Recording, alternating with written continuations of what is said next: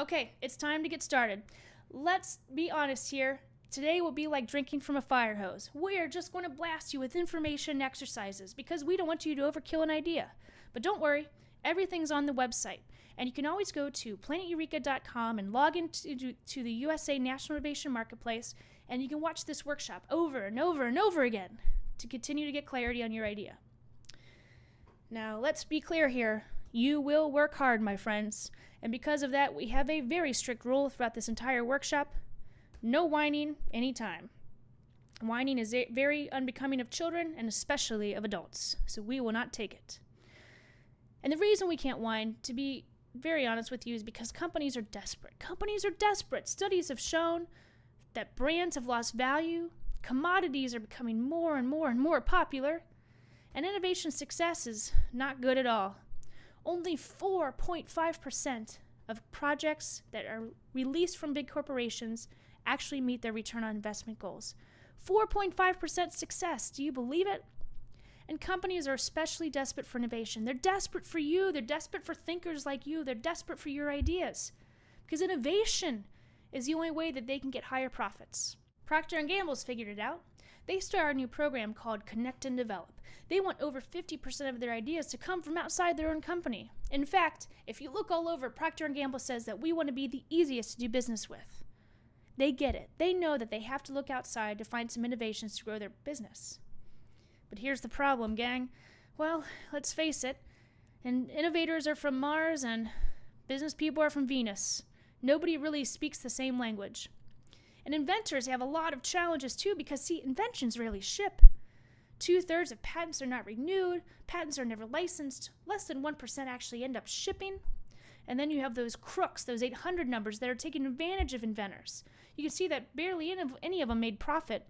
And then look at that last data point. 17,000 inventors paid $60 million and 0 made profit. Oh, it's just awful. That's why we have the problems that we have today. And you know there's a major problem when those infomercials are thriving and lawyers are making the most profit. We've got to learn to communicate, and that's what this workshop is all about. Communicating what inventors are thinking and those inventions and professors and universities and labs and all those great things y'all are making. How do we communicate that to the business people? And let's be clear, confusion is not a strategy for success. Sometimes we think that we have to be cute or funny or smart or witty to explain what makes our idea so unique. But usually it's confusing and nobody really gets it. Oh, here's a simple example. There's this company up in Prince Edward Island that we worked with, and I ask companies all the time, I say, so what do you think this is? What do you think this is? And they go, well, Seasons and Time, Epicurean Food and Wine. Is it, a food store, a wine store, a restaurant store, a seasoning store? What is it?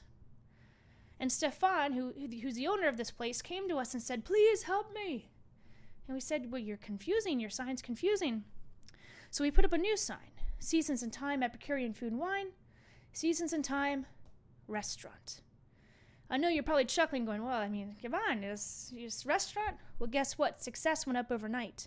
Because confusion is not a strategy for success.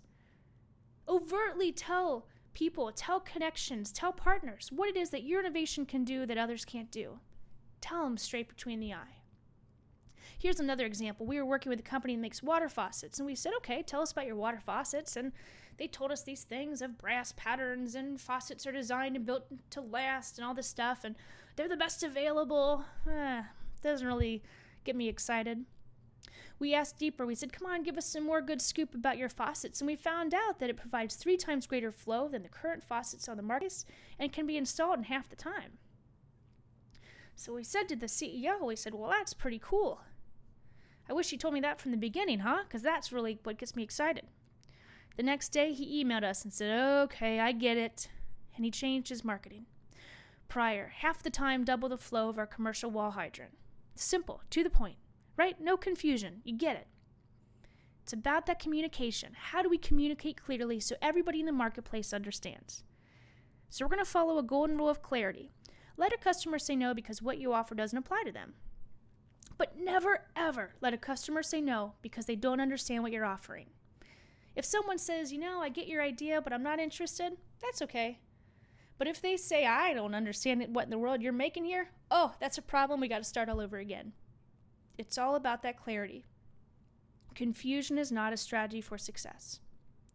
So please turn to page 6 and 7 in your books, or if you downloaded the exercises off the internet, and we're going to go through this exercise called Wow Features.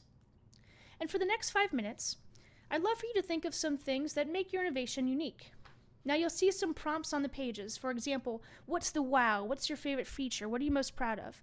So fill out about 3 to 5 of these questions in the next 5 minutes. Before we get started though, I'd like to give you a quick tour of how these exercises work. You'll notice on the top left there's a black box. That black box is going to be the data that drives the exercise. So for example, in this one, we're talking about that 370% greater chance of realizing profitable success when you pursue concepts that are dramatically different. And that comes from Doug Hall's book, Jumpstart Your Business Brain.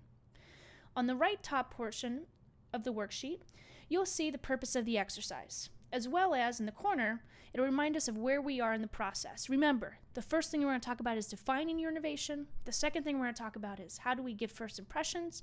We're then going to talk about making money off of it, and then finally bring it together for ideas to paper. So with this exercise, Wow Features, we're still in the define it stage. We want to define what the innovation is to put it into the marketplace. So we're going to take 5 minutes individually answering 3 to 5 of these questions from page 6 and 7. And think about what is it that makes your innovation unique.